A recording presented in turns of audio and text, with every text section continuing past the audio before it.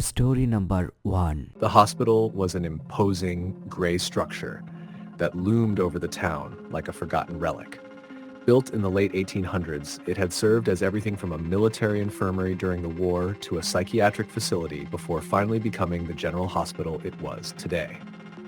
Its history was layered with whispers of tragedy, but people in town rarely spoke of it aloud. Clara had just started her first week as a night nurse on the 3rd floor, the wing infamous among staff. Patients frequently reported hearing voices when no one was around, and lights flickered without explanation. Clara had heard the rumors, but she dismissed them as urban legends designed to spook newcomers. Still, there was an undeniable chill in the air as she walked the long, dimly lit hallways that first night. The 3rd floor housed long-term care patients, many of whom were bedridden or unresponsive. The quiet was oppressive, broken only by the faint hum of machinery and the occasional groan of the old building settling. Clara busied herself with her rounds, checking vitals and administering medication. By midnight, the ward had fallen into an eerie stillness, and Clara found herself alone at the nurse's station. She was reviewing a patient chart when the faint sound of humming reached her ears. At first, she thought it was her imagination, but as it grew louder, her heart began to race. It was a soft, lilting melody, the kind a mother might hum to soothe a child.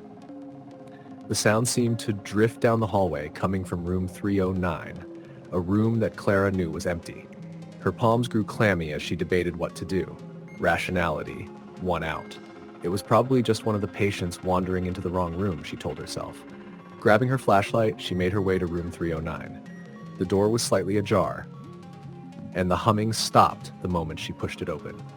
She scanned the room with her flashlight, but it was empty. The bed was neatly made, the monitors were off, and the windows were closed. Clara's skin prickled as she backed out of the room, shutting the door behind her. When she returned to the nurse's station, she found one of her coworkers, an older nurse named Maria, waiting for her. "You look like you've seen a ghost," Maria said, her tone light but her expression concerned. Clara hesitated, then told Maria about the humming. Maria's face darkened. 309, she murmured. "You don't know about that room?" Clara shook her head, suddenly feeling foolish for bringing it up. Maria leaned closer, her voice dropping to a whisper. "They used to keep the pediatric patients on this floor decades ago. There was a little girl named Emily who stayed in 309. She had a rare heart condition. Sweet thing, but she didn't make it. Ever since, people have reported hearing her humming." Clara's stomach churned. "You're joking." "I wish I were," Maria said, her eyes serious. "Most of us avoid that room if we can. Just be careful." Clara nodded, but the unease stayed with her for the rest of the night. She couldn't shake the feeling that she was being watched, though every time she turned around, the hallway was empty. The next night, Clara resolved to ignore the strange occurrences. She refused to let an old ghost story get to her. But as the hours dragged on, the atmosphere on the 3rd floor grew heavier. Around 2 a.m., while updating a patient's chart, she heard it again, the soft, mournful hum. This time, it seemed to come from everywhere at once, filling the air like a living presence. Clara's chest tightened, but she forced herself to focus. "It's just in your head," she muttered under her breath. She turned to leave the patient's room, and that's when she saw her. A little girl stood at the end of the hallway, bathed in the pale glow of a flickering light. Her hair was in pigtails, and she wore a faded hospital gown. Clara froze. The girl looked up, meeting Clara's gaze with wide, sorrowful eyes. "Emily?" Clara whispered, her voice barely audible. The girl tilted her head as if puzzled, then turned and walked into room 309. Clara's legs felt like lead, but something compelled her to follow. When she reached the doorway, the room was dark and empty once more. The bed was pristine, untouched, yet the faint scent of lavender lingered in the air. Shaken, Clara returned to the nurse's station and found Maria waiting for her again. "You look worse than last night," Maria said, frowning. "What happened?" Clara hesitated, then blurted out everything she'd seen. Maria listened quietly, her face unreadable. When Clara finished, Maria placed a hand on her shoulder. "You're not crazy," she said softly, "but you need to be careful. Emily, she's not the only spirit here." "What do you mean?" Clara asked, her voice trembling. Maria's expression grew grim. There's something darker on this floor. I've felt it, and I've seen others pushed to the brink by it. Emily's harmless, but whatever else is here, it feeds on fear. Clara wanted to laugh, to dismiss Maria's words as superstition, but deep down, she knew the older nurse was right. The oppressive weight she'd felt, the cold spots, the shadows that seemed to move in the corner of her vision, it wasn't her imagination. The following nights grew worse. The humming became more frequent, the shadows more pronounced. One night, while checking on a patient, Clara felt a hand brush her shoulder. She spun around, but no one was there. Another time, the lights in the hallway went out, plunging her into darkness. When they flickered back on, she swore she saw a figure standing at the far end of the corridor, watching her. Clara's breaking point came on her fifth night. She was in room 312, tending to an elderly patient, when the temperature plummeted. Her breath puffed in front of her, and the machines began to beep erratically. Before she could react, the patient's eyes flew open, and he grabbed her wrist with surprising strength. "Get out," he rasped, his voice low and guttural. His eyes, normally clouded with age, were sharp and piercing. "It wants you." Clara yanked her arm free and stumbled back, her heart pounding. The patient slumped back against his pillow, his eyes closing as if nothing had happened. Clara fled the room, her mind racing. At the nurse's station, Maria found her trembling and pale. "I can't do this," Clara whispered. "Something's wrong here." Maria nodded solemnly. "You need to leave, Clara. This place, it's not safe for everyone. Some people can withstand it, but others, it takes them." Clara didn't need any more convincing. The next morning, she handed in her resignation. She never returned to the hospital, though the memories of her time there haunted her for years. She often wondered if Emily had been trying to warn her, to protect her from whatever malevolent force lurked on the third floor.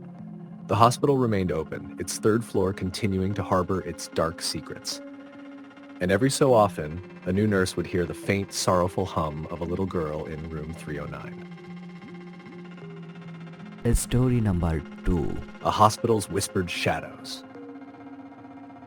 The fluorescent lights flickered faintly as Emma stepped into St. Augustine's Hospital, a building long abandoned and steeped in local lore. She was an investigative journalist chasing stories where others dared not tread, and the whispered rumors of this place were irresistible. Nurses who vanished, patients whose files were erased, and an entire wing sealed off decades ago. This was the kind of mystery she lived for. Her footsteps echoed as she moved through the eerie silence of the lobby. Dust coated every surface, and the faint smell of mildew hung in the air. Emma's flashlight beam cut through the darkness, illuminating cracked tiles, overturned gurneys, and outdated medical charts scattered on the floor. She adjusted the strap of her camera bag and inhaled deeply. There was no turning back now.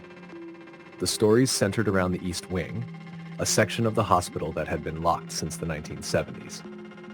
The official record claimed it was due to structural damage, but locals whispered of something darker. Nurses spoke of seeing shadows in the hallways at night, hearing the faint cries of children where there were none, and feeling cold hands grasp their wrists when no one was near. Emma walked slowly toward the East Wing doors. They were chained shut, the rusted metal links testament to decades of disuse. She set her flashlight on the floor, pulled out a pair of bolt cutters, and snapped the chain with an echoing clang. The door creaked as it opened, revealing a long, narrow hallway. The air was colder here, and her breath formed a misty cloud in front of her. Emma hesitated. She wasn't superstitious, but the oppressive atmosphere made her stomach churn. Still, she pressed on, her flashlight revealing peeling paint and faded signs pointing to various wards. A faint sound made her pause. It was distant but distinct, a child's laughter, light and airy. She spun around, shining her flashlight behind her, but the hallway was empty. Goosebumps rose on her arms. "Hello?" she called out, her voice trembling slightly. The only response was the soft echo of her own voice. She pressed forward, her footsteps cautious. Her flashlight beam landed on an old wheelchair sitting in the middle of the hallway. It hadn't been there moments ago. She froze, heart hammering, as a cold draft swept past her, carrying with it the faint scent of antiseptic.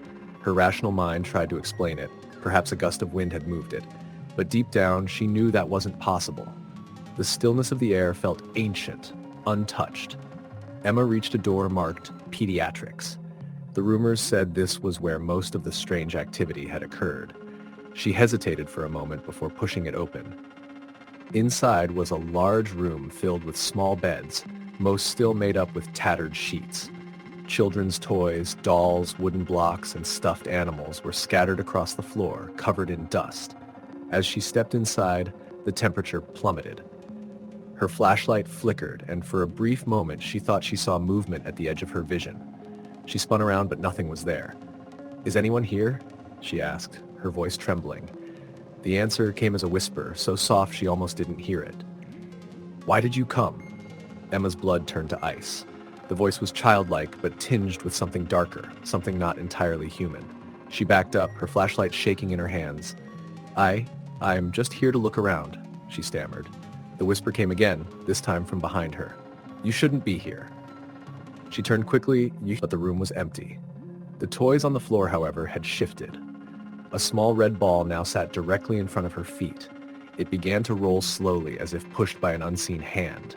Panic surged through her. She grabbed her camera, snapping pictures wildly in all directions.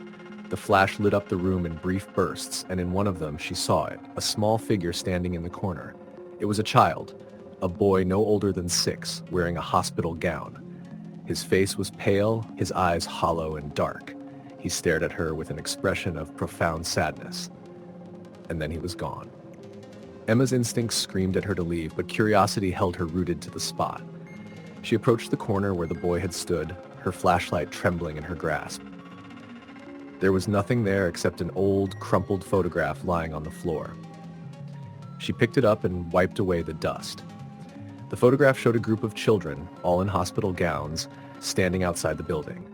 They were smiling, except for one, the boy she had just seen. He stood apart from the others, his expression somber.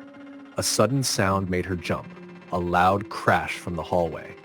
She bolted out of the room, her heart pounding. The wheelchair she had seen earlier was now tipped over, one of its wheels spinning slowly. She turned to run, but the hallway seemed longer than before, stretching endlessly into darkness. The laughter started again, louder this time, echoing all around her. It wasn't just one voice now, it was several, overlapping, rising in pitch.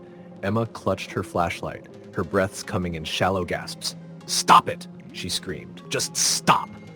The laughter ceased abruptly, leaving an eerie silence. Then, from behind her, she heard footsteps, slow, deliberate footsteps getting closer. She turned, but there was no one there. The cold intensified, biting at her skin. The flashlight flickered once more, and when it came back on, she saw them. Figures standing in the shadows. Dozens of them, all children, their hollow eyes fixed on her. They began to move toward her, their steps slow but purposeful. Emma ran. She sprinted down the hallway, her flashlight beam bouncing wildly. She didn't stop until she reached the lobby, where the air felt warmer and lighter. She burst through the front doors, collapsing onto the cracked pavement outside. Her breath came in ragged gasps, and her hands trembled as she fumbled for her car keys. She didn't look back. It wasn't until she was safely home, locked in her apartment, that she dared to examine the photographs she had taken. Most were blurry or empty, but one sent a chill down her spine. It showed the pediatrics room, the toys scattered across the floor, and standing among them, staring directly at the camera, was the boy. His hollow eyes seemed to burn into her soul, and beneath his feet, scrawled in jagged letters, was a single word: stay. Emma never returned to St. Augustine's Hospital, but she wasn't free of it. The laughter followed her, haunting her dreams and echoing in the quiet moments of her days, and sometimes, in the corner of her vision, she would see him, the boy with hollow eyes, waiting. Story the end. Story number 3. The hospital had been abandoned for years, yet it still stood on the outskirts of the city like a monument to forgotten pain. St. Mary's General had once been a thriving institution, but a series of unexplained deaths had led to its closure in the late 1990s. Locals whispered about what had happened in its final days, patients screaming in terror, staff quitting en masse, and an unshakable darkness that seemed to hang over the place. No one dared enter it anymore, not even the bravest thrill-seekers. David was a skeptic. As a freelance journalist, he prided himself on uncovering the truth behind urban legends, exposing them for the hoaxes they usually were. When he heard about St. Mary's, he saw an opportunity. A haunted hospital, he scoffed to his editor. I'll go, spend the night, and prove it's all nonsense. Armed with his camera, a flashlight, and a digital recorder, David arrived at the hospital just as the sun dipped below the horizon. The building's facade was cracked and weathered, its windows shattered like jagged teeth. Vines crept up its walls, and the air smelled of damp decay. Still, David felt no fear. He had explored plenty of eerie places before, and this one would be no different. The first floor was exactly what he expected. Debris scattered across the floor, graffiti on the walls, and rusting medical equipment left behind. He snapped a few photos, muttering under his breath about how cliched it all was. As he moved deeper into the hospital, the air grew colder, but he chalked it up to the building's poor insulation. It wasn't until he reached the second floor that things began to feel off. The long hallway stretched ahead of him, lined with patient rooms. The air was heavy, and David couldn't shake the feeling that he was being watched. He brushed it off, blaming his overactive imagination, but his grip on the flashlight tightened. He stopped in front of room 211, the door slightly ajar. Pushing it open, he found an empty hospital bed, its mattress yellowed with age. The walls were peeling, and a faint, metallic smell lingered in the air. As he stepped inside, his flashlight flickered. "Cheap batteries," he muttered, smacking the flashlight against his palm. It steadied, but the room felt darker somehow, as though the shadows were closing in. He turned to leave, but froze when he heard it. A faint, wheezing breath coming from behind him. Spinning around, he shone the flashlight into the corner of the room. Nothing. The sound stopped. David's heart was racing, but he forced himself to laugh. "It's just the wind," he said aloud, though his voice sounded hollow. He left the room, eager to move on. As he explored the third floor, he couldn't ignore the strange sensations. Shadows seemed to flicker at the edges of his vision, but when he turned, there was nothing there. The temperature fluctuated wildly, one moment stiflingly warm, the next freezing cold. And then there were the sounds, faint whispers, the distant clatter of something falling, and once what sounded like a child's laughter. David recorded everything, determined to document the paranormal activity for his article. "This is all explainable," he told himself. "Old buildings make noises." Around midnight, he reached the operating theater on the fourth floor. The room was vast, with a rusted surgical table in the center and rows of empty observation seats above. His footsteps echoed ominously as he walked inside. He set up his camera, aiming it at the table, and began recording. "Here we are in the infamous OR of St. Mary's," he said, his voice steady despite the unease gnawing at him. "This is where many of the unexplained deaths supposedly occurred. Let's see if the ghosts show up." As he spoke, the flashlight flickered again, plunging the room into brief darkness. When it came back on, something had changed. The surgical table was no longer empty. A stained, crumpled sheet now covered it, as though someone or something was lying beneath it. David's breath caught in his throat. "No way," he whispered, stepping closer.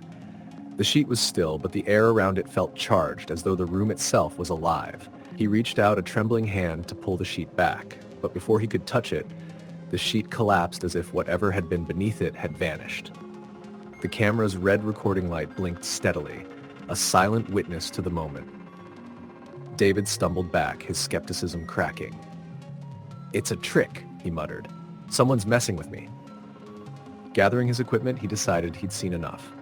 He made his way to the stairs, eager to leave the building, but as he descended, the atmosphere grew oppressive. The whispers returned, louder now, overlapping voices that seemed to speak directly into his ears. He couldn't make out the words, but the tone was urgent, pleading. He quickened his pace, his flashlight barely illuminating the path ahead. When he reached the ground floor, he froze. The hallway he had entered through was gone, replaced by an endless corridor that stretched into darkness. Panic clawed at his chest. "This isn't real," he said, his voice shaking. "It's just the building playing tricks." He turned around, intending to retrace his steps, but the staircase was no longer there. Instead, he faced a set of double doors with the words "Morgue" stenciled on the frosted glass. The whispers were louder now, an unbearable cacophony. Something slammed against the doors from the other side, making the glass rattle. David backed away, his hands shaking so badly he could barely hold the flashlight. He stumbled into another hallway and found himself in front of room 211 again. The door creaked open on its own, revealing the same bed, the same yellowed mattress. But this time, the bed wasn't empty. A figure lay there, covered in a blood-stained sheet. Its outline was unmistakable. A human form, motionless and chillingly real. The wheezing breath returned, louder and more ragged, as though the figure was struggling to breathe. David's instincts screamed at him to run, but his feet wouldn't move. The sheet began to rise, pulled back by invisible hands, revealing a pale, gaunt face. The eyes were wide open, unseeing, but the mouth moved, forming silent words. David couldn't look away, even as the figure sat up, its head tilting unnaturally to one side. "Leave," it whispered, its voice rasping like dry leaves. "Before it's too late." The lights in the hallway flickered violently, and the air filled with a deafening roar. Voices, footsteps, screams, all blending into chaos. David turned and ran, his only thought to escape. He didn't know how he found the exit, but suddenly he was outside, gasping for air in the cool night. He didn't look back. He drove away, vowing never to return. When he reviewed his footage later, he found only static where the most disturbing events had occurred. The camera had failed him, but the memories were burned into his mind. David never published the article. He quit journalism altogether, haunted by what he'd experienced. St. Mary's remained, as it always had, a silent monument to the unknown. And though David tried to forget, he knew one thing for certain: some places are better left undisturbed. Story the end. Story number 4. The rain was relentless that evening, pounding against the car windshield as Amy pulled into the gravel parking lot of Pinecrest Hospital. It had been abandoned for over 20 years, but the massive brick structure still loomed like a silent sentinel over the empty grounds. Amy, a night shift nurse with a fascination for the paranormal, had heard too many chilling tales about this place to resist exploring it. Locals spoke of Pinecrest as if it were cursed. A fire in the early 1980s had gutted the West Wing, killing several patients and staff. After the tragedy, the hospital never fully recovered. Rumors spread of ghostly figures wandering the halls, inexplicable screams, and lights flickering in the dead of night. By the late 90s, it was shut down, its history buried beneath layers of bureaucracy and fear. Amy wasn't easily scared. She'd worked in high-stress environments her entire career, dealt with the dying, and even witnessed death firsthand. The supernatural, she believed, was merely the imagination's way of coping with what it couldn't explain. Tonight, though, something felt different. As she parked her car and grabbed her flashlight, an unshakable sense of unease settled over her. Inside, the air was damp and smelled of decay. Her boots echoed on the cracked linoleum floor as she made her way through the lobby. The faded hospital logo still adorned the wall behind the front desk, though vines had started to creep through the broken windows, overtaking everything in sight. Amy had her phone recording as she walked. If there was anything here, shadows, voices, anything, she wanted proof. She pushed open a heavy door that led to the main corridor. Her flashlight illuminated the peeling paint and rusted gurneys lining the walls. The silence was suffocating. She paused at a directory mounted on the wall. The layout of Pinecrest was simple. The pediatric ward was on the second floor, surgery on the third, and administration on the fourth. Amy had heard that most of the sightings happened in pediatrics. Without hesitation, she headed for the stairwell. The stairs groaned under her weight as she ascended. Halfway up, she stopped. Was that whispering? She held her breath, straining to listen. It was faint, almost imperceptible, but it was there, a soft, unintelligible murmur coming from above. "Hello?" she called out, her voice trembling slightly. The sound stopped. She waited a moment, then shook her head. It was probably just the wind whistling through the broken windows. When she reached the second floor, the air felt colder, though she couldn't see her breath. The hallway stretched before her, long and dark, with doors leading to patient rooms on either side. Her flashlight beam landed on an old, rusted wheelchair sitting in the middle of the hallway. She froze. It wasn't the wheelchair itself that unnerved her, but the feeling, an inexplicable sense that she was being watched. Taking a deep breath, Amy stepped forward. The rooms she passed were empty, their beds stripped bare, but each one seemed to exude a heavy, oppressive energy. She was about to dismiss it as her imagination when she caught movement in the corner of her eye. She spun around, shining her flashlight down the hallway. The wheelchair had moved. It now faced her, its wheels slightly tilted as if someone had just pushed it. Her pulse quickened. "Okay," she muttered, forcing a nervous laugh. "This is ridiculous." The whispering started again, louder this time. It was coming from one of the rooms ahead. Amy's flashlight wavered as she moved toward the sound, her heart pounding in her chest.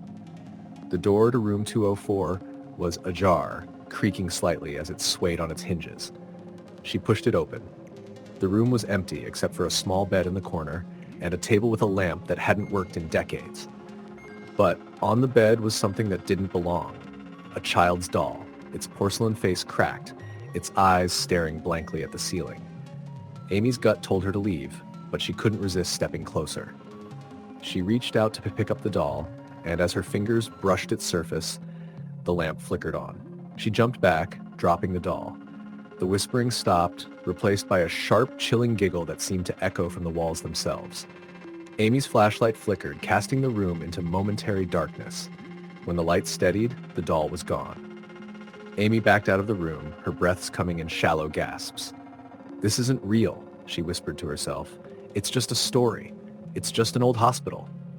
But the hallway had changed. It stretched longer than before.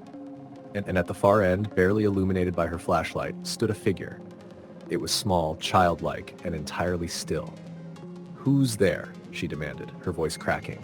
The figure didn't move. She took a step closer, and it seemed to dissolve into the shadows. But as it vanished, something cold brushed against her arm. She screamed, spinning around. The wheelchair now sat directly behind her, blocking her path. She shoved it aside and ran toward the stairwell. She didn't stop until she reached the lobby, gasping for air. The doors to the lobby were wide open now, swinging slightly in the breeze. She hadn't left them that way. Clutching her phone, Amy bolted outside, not daring to look back. When she reached her car, she locked the doors and fumbled to check her phone. Her recording had stopped midway through her exploration. When she played it back, the audio was filled with static, but beneath it, she could hear faint voices. A child's laughter, a woman sobbing, and then, clear as day, a voice whispered, "You can't leave." Amy's heart sank as she looked up, her hands trembling. Standing in the rain just beyond the edge of the parking lot was the figure of the child. Its hollow eyes locked onto hers. Amy drove away as fast as she could. She didn't sleep that night, and she never returned to Pinecrest. But sometimes in the quiet of her apartment, she could still hear the whispers, soft and persistent, as if the hospital wasn't done with her yet. Story the end? Story number 5. The hospital sat in the middle of a sprawling urban area, its exterior an imposing combination of cold concrete and darkened windows.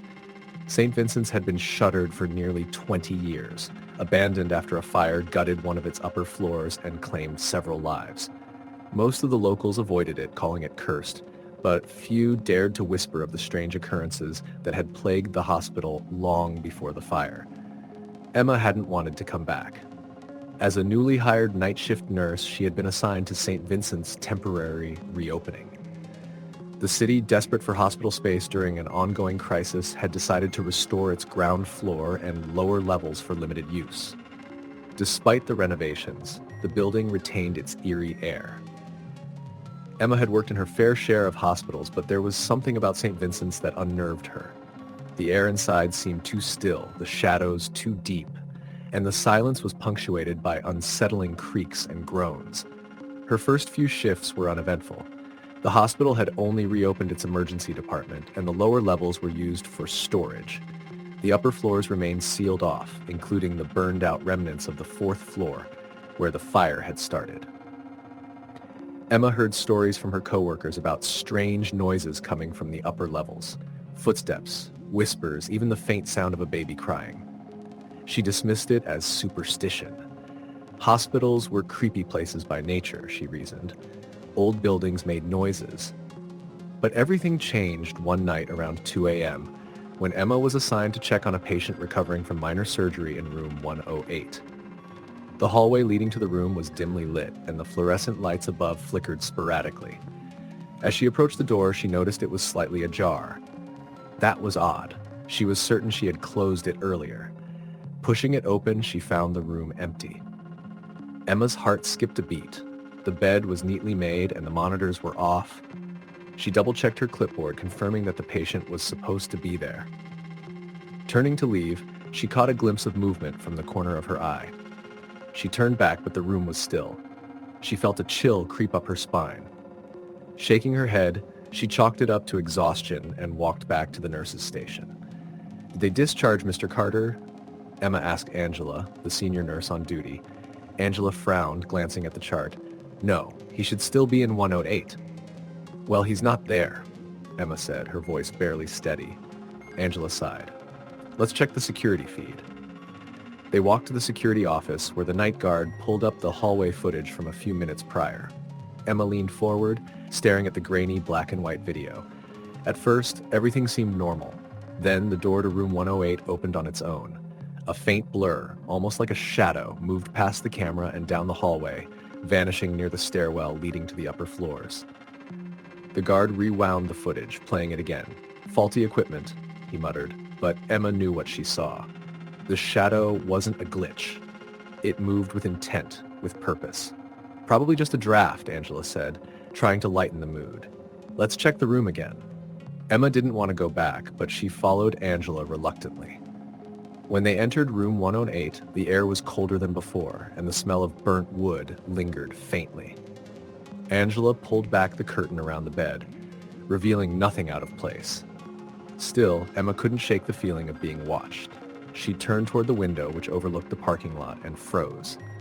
There, reflected in the glass, was the faint outline of a figure standing behind her.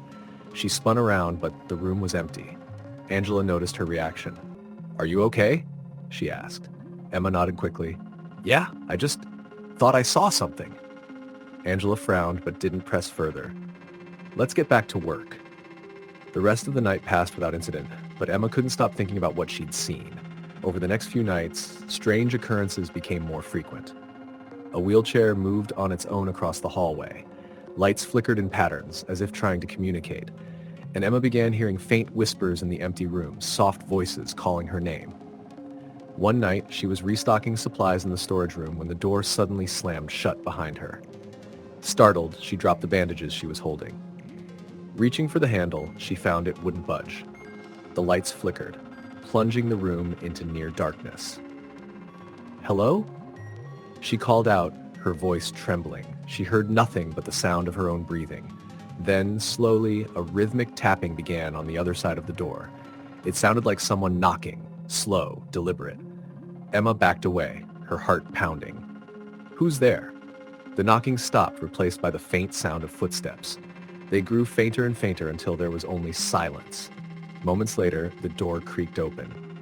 Emma stood frozen, staring at the empty hallway beyond. When she told Angela what had happened, the senior nurse gave her a knowing look. "You're not the first to experience things like that," Angela said quietly. "This place has a history." Emma leaned closer, her curiosity outweighing her fear. "What kind of history?" Angela hesitated before speaking. "Back in the 70s, there was a nurse named Margaret who worked the night shift here. She was kind to the patients, but people said she wasn't right. One night, a fire broke out on the 4th floor. The investigation found evidence of arson, but Margaret was never seen again. Some say she died in the fire. Others think she fled. Either way, her spirit never left." Emma's skin crawled. "You think it's her?" Angela shrugged. "Who else could it be?" That night, Emma resolved to find answers. She stayed late after her shift, wandering the hallways with her flashlight. Her footsteps echoed in the silence as she approached the sealed-off stairwell leading to the 4th floor. The door was locked, but the faint scent of smoke wafted through the cracks. Summoning her courage, Emma pressed her ear to the door. At first, she heard nothing. Faintly, a woman's voice whispered, "Why did you leave me?" Emma stumbled back, her heart racing. The voice was mournful, filled with pain. She turned to leave, but the hallway behind her was shrouded in darkness. The flickering light overhead illuminated a figure standing at the far end of the corridor. A woman in a tattered nurse's uniform, her face obscured by shadow. "Margaret?" Emma whispered. The figure stepped closer, and Emma could see her now. Her face was pale, her eyes hollow, and her uniform was scorched and stained. "They left me," the figure said, her voice echoing. I tried to save them, but they left me. Emma felt a wave of sorrow wash over her. I'm sorry, she said, tears welling in her eyes. I'm so sorry. The figure tilted her head as if studying Emma, then turned and vanished into the darkness. The hallway was silent once more, and Emma felt the oppressive weight lift. She never saw Margaret again, but the strange occurrences stopped after that night. The hospital eventually closed its doors for good, its haunting legacy sealed behind boarded windows and padlocked doors. Emma left nursing soon after, but she would never forget St. Vincent's or the ghost who lingered, waiting for someone to acknowledge her pain. Story the end. Story number 6. The night shift was always quiet, almost too quiet. Sarah had been working as a nurse at St. Vincent's Hospital for 3 years, and though she prided herself on her rational mind, there were nights when the silence felt heavy, oppressive. There was something about the hospital at night that felt off. St. Vincent's had been built in the 1930s. Its original structure expanded over the decades. Most of it had been modernized, but there was one part of the hospital, the North Wing, that hadn't been touched in years. It was closed off, the doors locked, the rooms left to decay. Patients and staff rarely spoke of it. A fire had swept through that wing in the 1970s, claiming the lives of several patients and a few nurses. Since then, it had been sealed, but rumors lingered. Stories of strange noises, shadows, and inexplicable cold spots. Sarah didn't believe in ghosts. She'd seen enough real horror in her life. Accidents, illnesses, families torn apart in a heartbeat. But one night, during an unusually quiet shift, she found herself drawn to the North Wing. It started with a noise. She was sitting at the nurse's station on the 3rd floor, sipping her coffee, when she heard it.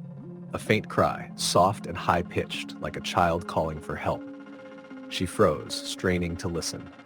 The hospital didn't have a pediatric ward. Those cases were sent to a different facility across town. The sound came again, more insistent this time. Hello, she called out, standing up and looking around. Her fellow nurses were down the hall, chatting in the break room. The cry wasn't coming from there. It seemed to echo from somewhere deeper, somewhere, distant. Sarah grabbed her flashlight and stepped into the hallway. She followed the sound, her sneakers squeaking softly on the polished floor. It led her toward the North Wing, past the red "Do Not Enter" tape that stretched across the double doors. The crying stopped abruptly as she approached. She stood there for a moment, staring at the sealed doors. They were old and heavy, the paint peeling, the hinges rusted. She wasn't sure why, but her hand reached for the handle. The tape crinkled as she pushed the door open. The air inside was stale, heavy with the scent of mildew and something metallic. Her flashlight beam illuminated a hallway frozen in time. The walls were lined with faded wallpaper, the floors scuffed and cracked. An old gurney sat against the wall, its mattress torn, springs exposed. Sarah hesitated. She knew she shouldn't be here, but something compelled her to keep going. She stepped inside, her footsteps echoing unnaturally in the confined space. The farther she went, the colder it became. She rubbed her arms, trying to ward off the chill. Her breath puffed out in front of her, visible in the beam of her flashlight. Then she heard it again, the cry, faint but unmistakable. It came from one of the rooms to her left. The door was slightly ajar, the number 316 barely visible on the tarnished plaque. Pushing the door open, she shone her flashlight inside. The room was empty, save for an old hospital bed and a chair in the corner. The window was shattered, letting in the cold night air. But on the floor in the middle of the room was a small, tattered teddy bear. Her heart thudded in her chest. She stepped closer, crouching down to inspect it. It was covered in dust, its fur matted, one button eye missing. Suddenly, the door slammed shut behind her. She jumped, spinning around. The flashlight shook in her hand as she tried the handle. It wouldn't budge. "Hello?" she called out, her voice trembling. "Is someone there?" The only response was the sound of footsteps, slow, deliberate, echoing in the hallway outside. Sarah's pulse quickened. She pressed her ear to the door, listening. The footsteps stopped, and for a moment there was silence. Then a faint whisper, so close it sounded like it was coming from the other side of the door. "Why are you here?" Her stomach turned. She stepped back, her flashlight beam darting around the room. The air felt heavier, pressing down on her chest. Then she saw it. In the corner where the chair sat, a shadow began to form. It was faint at first, but it grew darker, more defined. It took the shape of a person, sitting hunched over, head in their hands. "Who are you?" Sarah whispered, her voice barely audible. The shadow didn't respond. Instead, it began to rise, slowly unfolding itself until it stood taller than any human could. The room grew impossibly cold, and Sarah's flashlight flickered. The shadow moved toward her, silent but purposeful. She backed away, her breath coming in shallow gasps. "Please," she stammered. "I didn't mean to disturb." Before she could finish, the shadow lunged. The flashlight went out, plunging the room into darkness. Sarah screamed, fumbling for the door handle. This time it turned, and she burst into the hallway, her heart racing. The corridor was empty, but the cold lingered. She ran, not stopping, until she was back at the nurse's station, her chest heaving. Her colleagues looked up as she stumbled in. "Sarah, are you okay?" one of them asked, concern etched on her face. She paused, trying to catch her breath. "I thought I heard something in the north wing." The room fell silent. The nurses exchanged uneasy glances. "You went in there?" one of them asked, her voice low. "I heard a child crying," Sarah explained. "I thought someone might need help." One of the older nurses, Margaret, shook her head. "You shouldn't have gone in there," she said firmly. "Why not?" Margaret hesitated, then sighed. "When I first started working here, there was a patient in room 360, a little girl named Emily. She was badly burned in the fire, but survived for a few weeks after. She kept asking for her teddy bear, but it was never found. She died in that room, calling for her mother." Sarah felt a chill run down her spine. "That's awful," but she stopped herself, unsure how to continue. Margaret leaned closer, her expression grim. "People say her spirit never left. They've heard her crying, seen shadows. Some even claim they've found her bare, but no one who's gone looking for her has come back the same." Sarah didn't sleep that day. She couldn't shake the memory of the shadow or the feeling of the pressing down on her. And every time she closed her eyes, she heard the faint cry of a child, echoing in the back of her mind. Story, the end. Story number 7. The hospital was never supposed to be empty. Ridgefield General had served the town for decades, and though it wasn't state-of-the-art, it was where babies were born, bones were set, and final breaths were taken. But after the new regional medical center opened just 10 miles away, Ridgefield was quietly decommissioned. The patients and staff were relocated, and within months, the building sat abandoned, its hallways gathering dust and its lights permanently extinguished.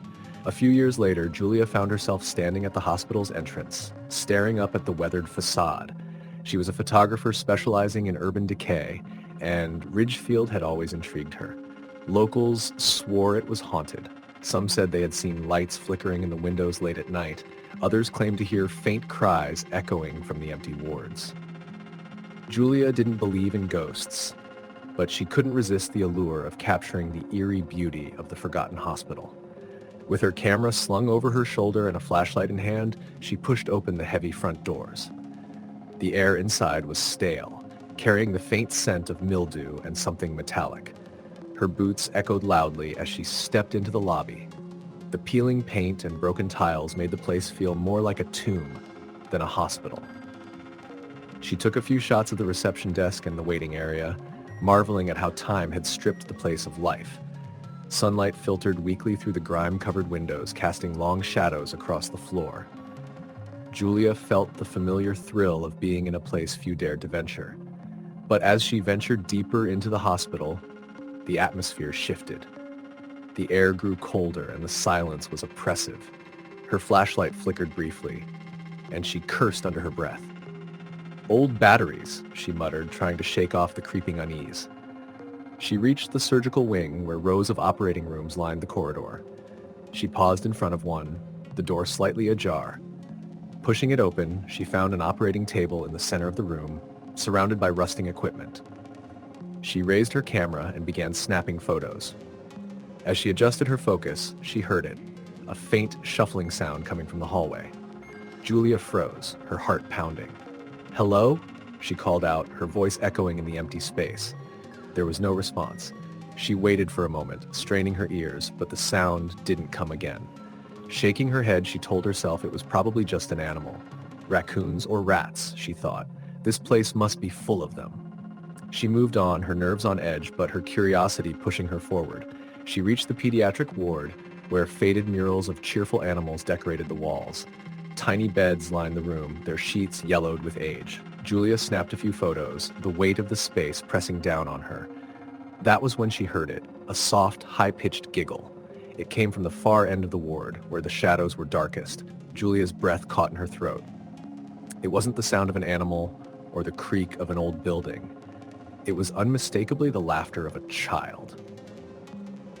She shone her flashlight toward the sound, but the beam illuminated nothing but empty beds. "Is someone here?" she asked, her voice trembling. The giggle came again, this time closer. Her instincts screamed at her to leave, but she forced herself to take a step forward. As she approached the end of the ward, her flashlight flickered again, then died. The darkness was sudden and absolute. Fumbling, she pulled her phone from her pocket and turned on its flashlight. The narrow beam cast long, dancing shadows on the walls, and then she saw it. A small figure stood in the corner, barely illuminated by the weak light. It was a child, a girl no older than 6, dressed in a faded hospital gown. Her hair was tangled, and her head was tilted to one side as if studying Julia. Julia's throat went dry. "Are you okay?" she asked, her voice barely above a whisper. The girl didn't move, didn't speak. Then, slowly, she raised one hand and pointed toward the door at the end of the ward. Julia's pulse thundered in her ears. "Do you want me to go there?" she asked, unsure why she was even entertaining the idea. The girl nodded once, a slow and deliberate motion. Then, as Julia blinked, she was gone. The corner was empty. Julia's first instinct was to leave, to run back to the lobby and out the front doors. But something, curiosity, fear, or perhaps the faint hope of understanding what she had seen, compelled her to follow. She approached the door at the end of the ward, her steps hesitant. The door was heavy, its paint peeling. She pushed it open and found herself in the stairwell. The air was colder here, and the sound of her breathing echoed strangely. She shone her light down the steps. Dust swirled in the beam, but there was no sign of the girl. Still, she descended, each step feeling heavier than the last. The stairs ended at a heavy metal door marked Morgue. Julia hesitated. She had no reason to go further, no rational explanation for why she should step into the hospital's darkest recess. But the image of the girl lingered in her mind, and against her better judgment, she pushed the door open. The room was icy, far colder than the rest of the hospital. Steel tables sat in the center, and the walls were lined with compartments where bodies had once been stored. Julia's flashlight caught movement near one of the tables, and she froze. The girl was there again, standing by one of the tables. This time, she wasn't alone. A tall, shadowy figure loomed behind her, its features obscured by the dim light. The air grew thick, and Julia felt a pressure in her chest as though the room itself was alive and watching her. The girl turned to Julia, her expression solemn. "They won't let me leave," she said, her voice soft and sorrowful. Julia felt tears sting her eyes. "Who won't let you leave?" The girl glanced up at the shadowy figure, and for the first time Julia saw its face, or what should have been its face. It was blank, featureless, a void where a person's features should be. The room seemed to grow darker, and a low, guttural sound filled the air. The shadow took a step toward Julia, and instinct took over. She turned and ran, her flashlight bobbing wildly as she fled up the stairs. She didn't stop until she burst out of the hospital and into the cool night air. Gasping for breath, she looked back at the building. The windows were dark, and the silence was unbroken. It looked as empty and lifeless as it had when she arrived. Julia never returned to Ridgefield General. She tried to rational what she had seen, convincing herself it was a trick of the light, her imagination running wild. But deep down, she knew the truth. The hospital wasn't empty. It was a place where the past lingered, where the dead clung to the living in desperate silence, and some, like the girl, would never leave. Story the end. Story number 8. The fluorescent lights in St. Gregory's Hospital flickered faintly as Olivia began her late-night shift. The hospital was quieter than usual, with only a handful of patients on her floor. Olivia had always considered herself practical. She wasn't superstitious and didn't believe in the supernatural. But there was something about the hospital at night, an uneasy stillness that seemed to seep into her bones. St. Gregory's had been in operation for over 60 years, its history steeped in tragedy. There were rumors among the staff, whispers about strange occurrences, figures seen in empty rooms, and the sound of footsteps in abandoned hallways. Olivia had heard the stories, but dismissed them as nonsense. Around 2 a.m., she was charting at the nurse's station when she noticed the call light from room 402 blinking. She frowned. Room 402 had been unoccupied for weeks due to renovations. She glanced down the hall toward the room, her stomach tightening slightly. "Probably a wiring issue," she muttered, grabbing her clipboard.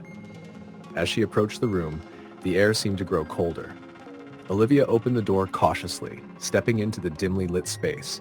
The bed was stripped bare, the equipment unplugged, and the curtains drawn tightly shut. Nothing seemed out of place, yet she couldn't shake the feeling of being watched. "Hello?" she called, her voice echoing slightly. There was no response, only the faint hum of the building. Shaking her head, she turned to leave, but before she could step into the hallway, the sound of faint breathing stopped her in her tracks. It was coming from the far corner of the room, near the window.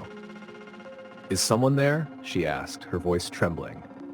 She shone her flashlight toward the corner, but there was nothing, just an empty chair and shadows. She stepped out of the room, her pulse quickening. Back at the nurse's station, Olivia tried to refocus on her charts, but the uneasy feeling wouldn't leave her. The building's hum seemed louder, its silence more oppressive. A half hour later, another call light blinked, this time from room 406. Olivia hesitated. Room 406 was also unoccupied.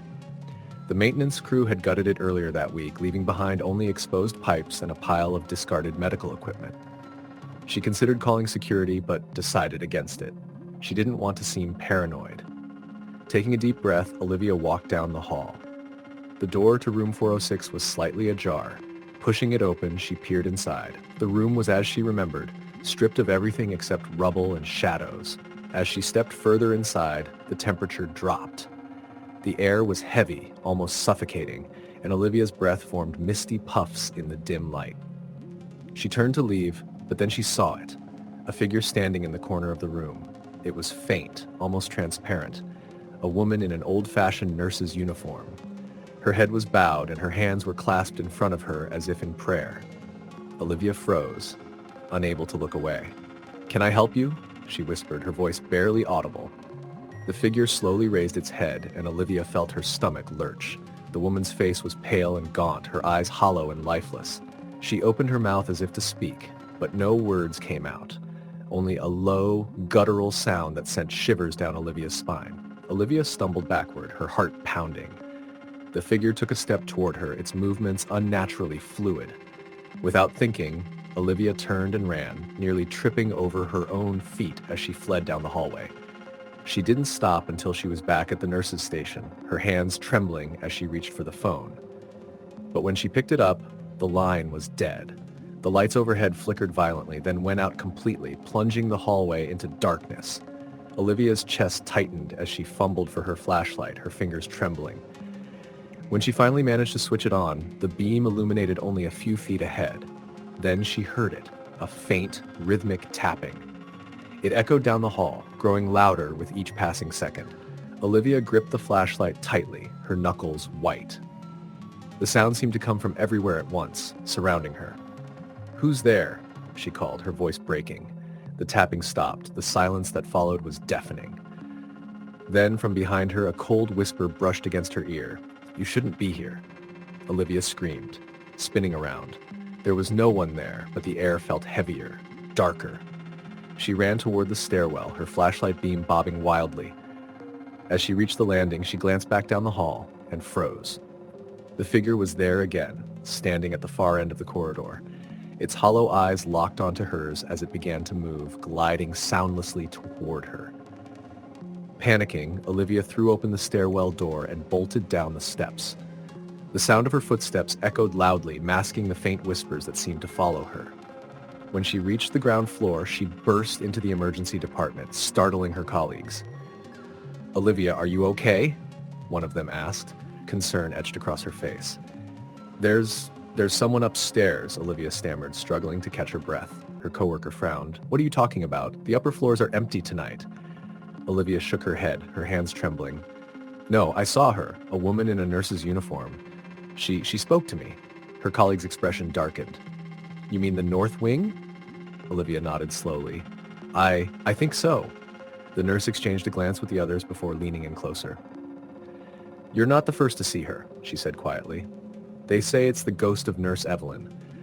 She worked here in the 50s, back when the hospital was short-staffed. She was overworked and overwhelmed, and one night she made a mistake that cost a patient's life. She blamed herself and, well, she didn't forgive herself.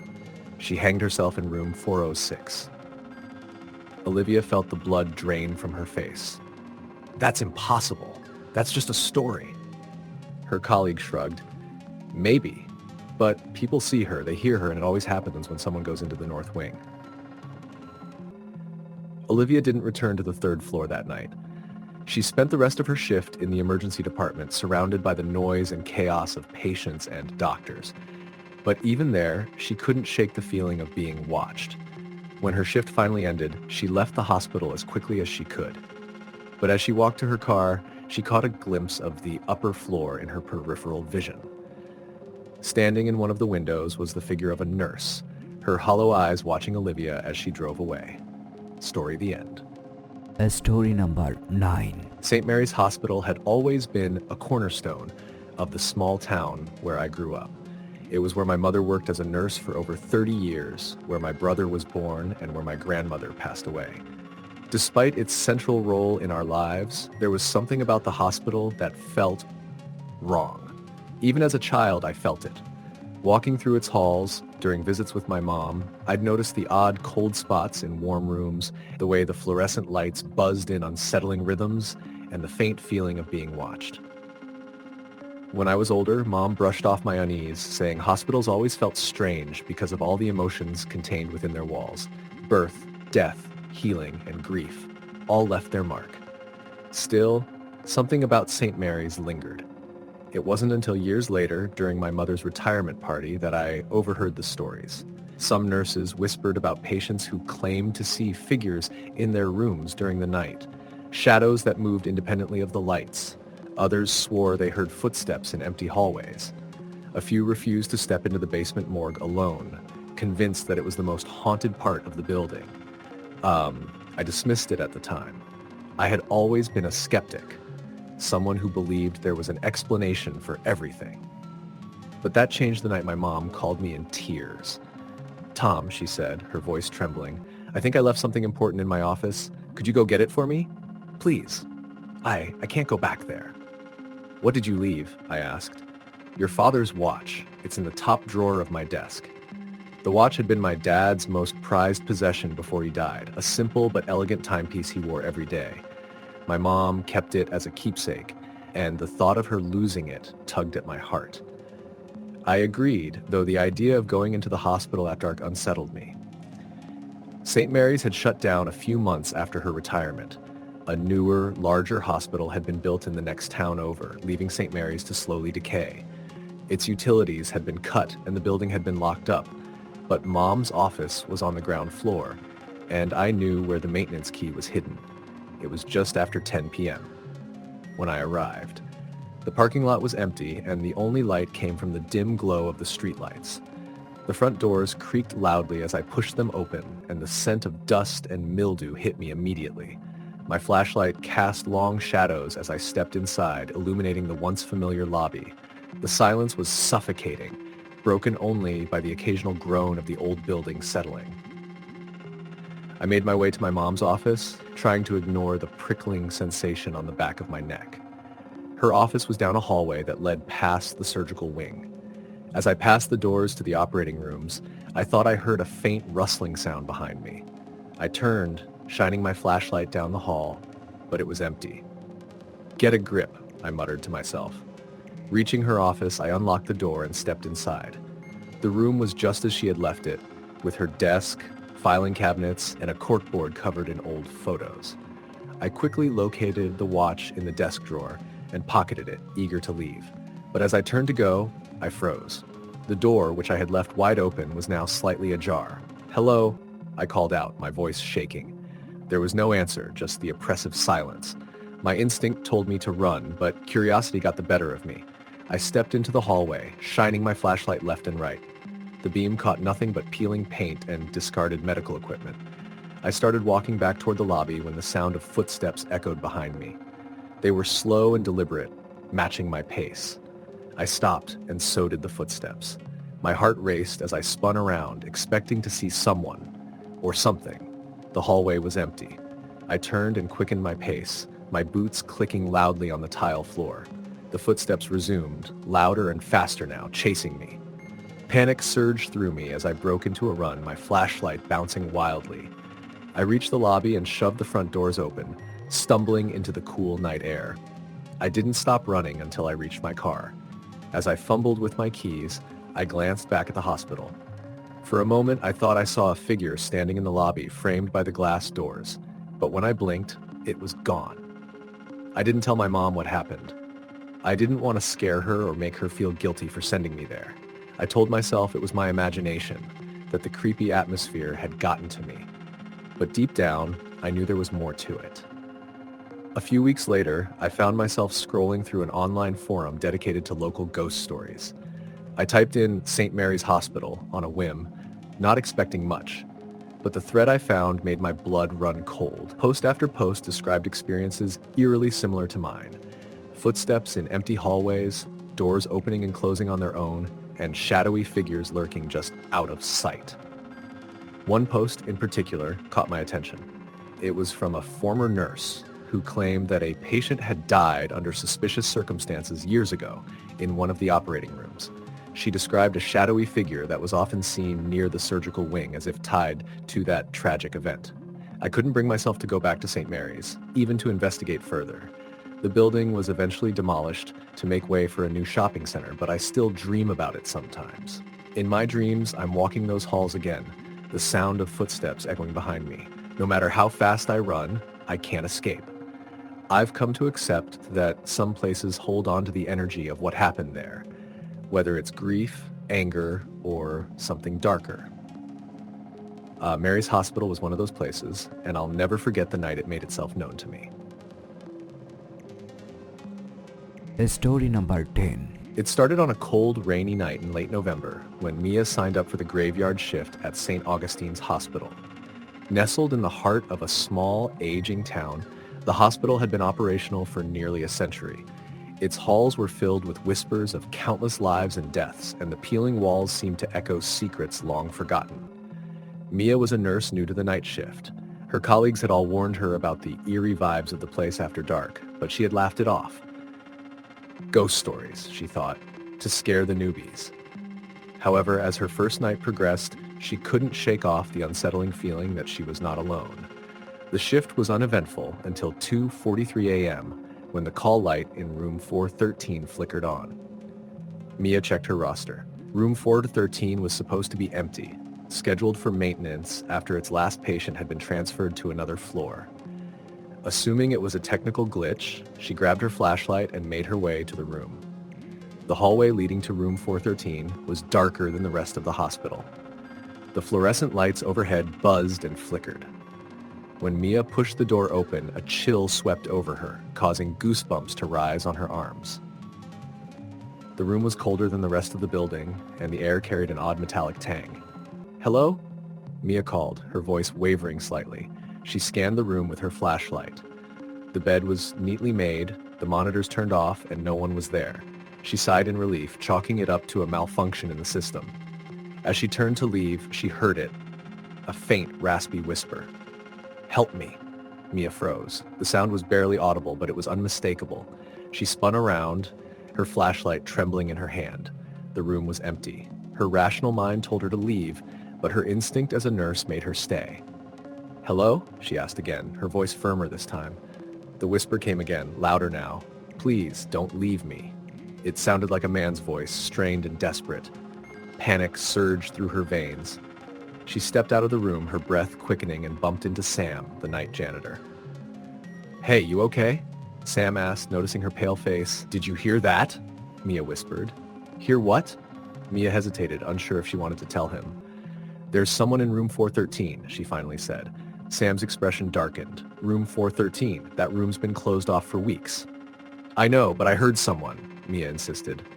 Sam looked around nervously before lowering his voice. You're not the first to hear things in there. That room has history. Mia frowned. What kind of history? Sam hesitated before answering. About 30 years ago, there was a patient named Mr. Grayson in that room. He was an older man, terminally ill, but the doctors said he could have had a few more months. One night, the nurse assigned to him didn't respond to his call light. When they found him the next morning, he was dead.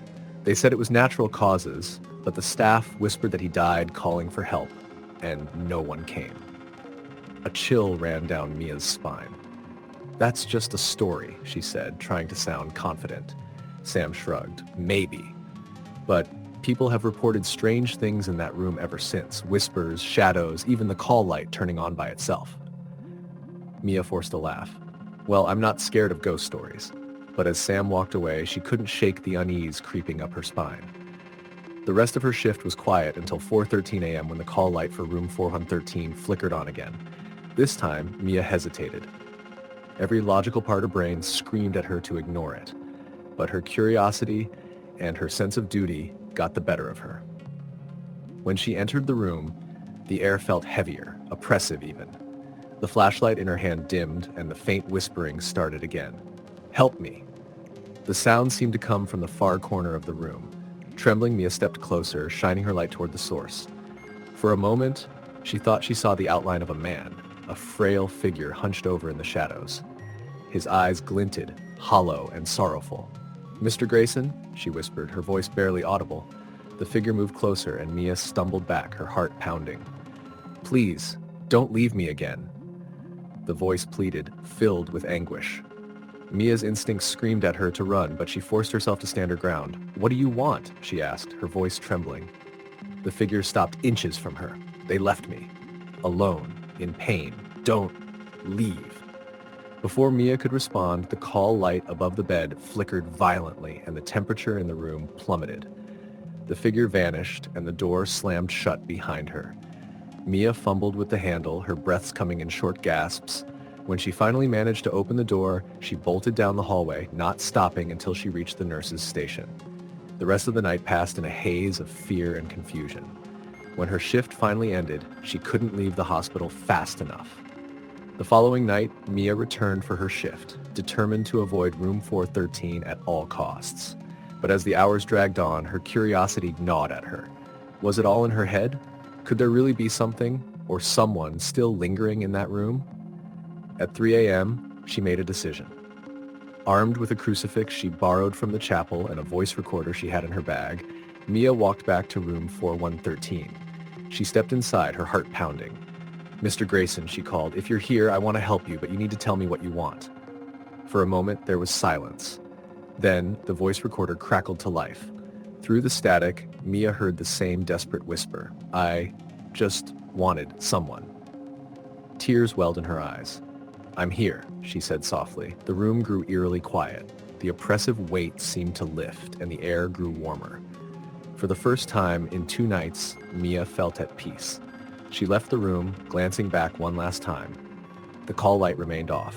In the days that followed, she couldn't explain what she had experienced. But she knew one thing for certain. Mr. Grayson had finally been heard. Story the end. Story number 11. I had worked the night shift at Hawthorne General for nearly 2 years, and I thought I had seen it all. As a nurse in the emergency department, I was accustomed to dealing with the chaos of trauma cases, the occasional death, and the stress of the long, dark hours. But there was one night that still haunts me. It began like any other shift. The hospital was quiet, too quiet for a Sunday night. The kind of quiet that made the creaks and groans of the old building seem louder than usual. I was assigned to monitor the ICU floor, which was located at the far end of the hospital, away from the emergency room and the main hospital corridors. It had always had a strange energy, the air thicker somehow, more oppressive.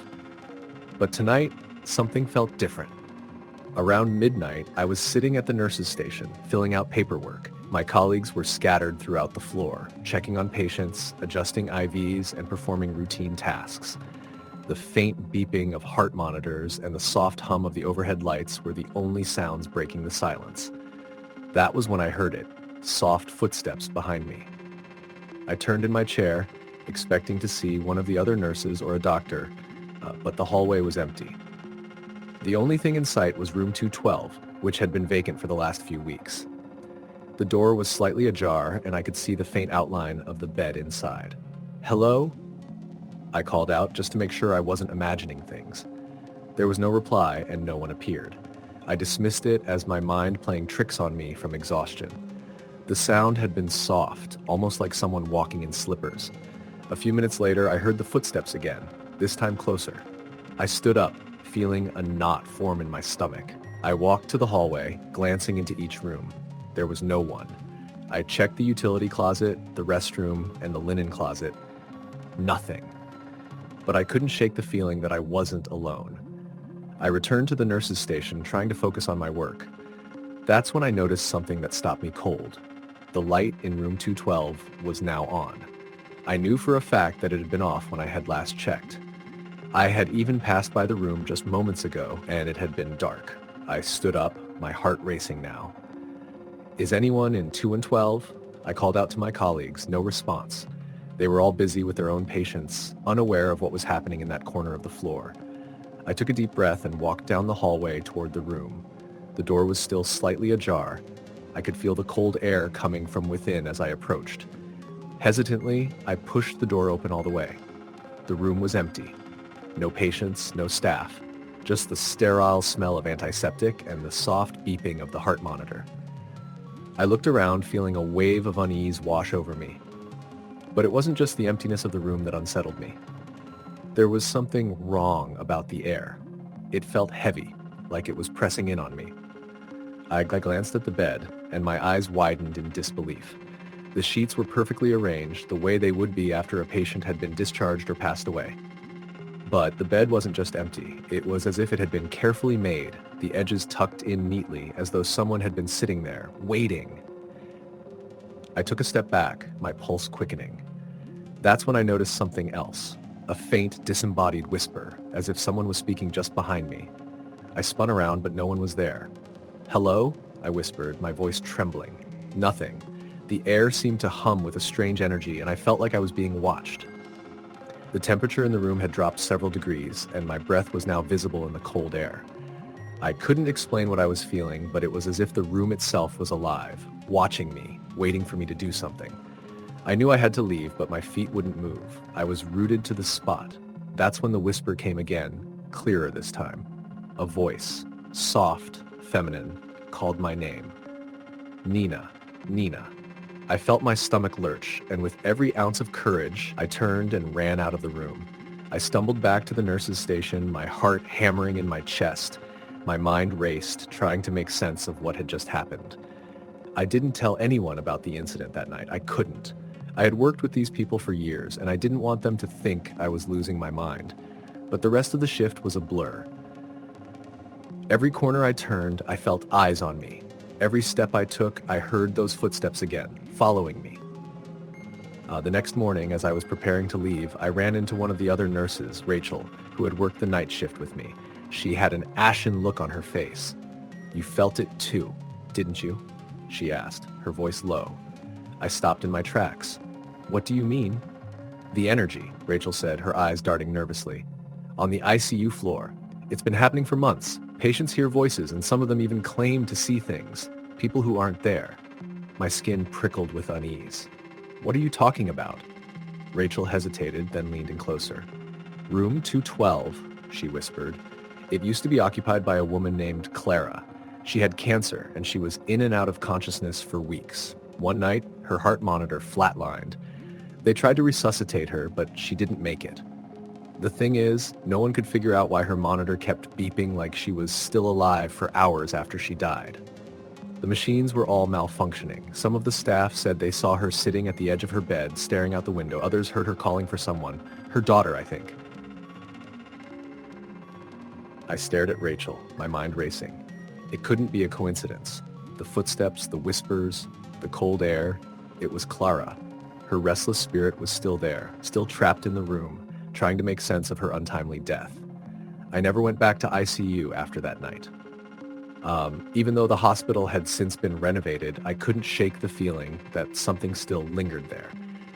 The nurses who had worked the floor before the renovations claimed they'd heard the whispers in the hallways long after it had been shut down. I couldn't explain it, and I wasn't sure I wanted to. All I knew was that some places, some rooms, held memories that weren't easy to let go of. And sometimes, when the night was quiet and still, the dead found a way to remind us that they were still there. Story the end.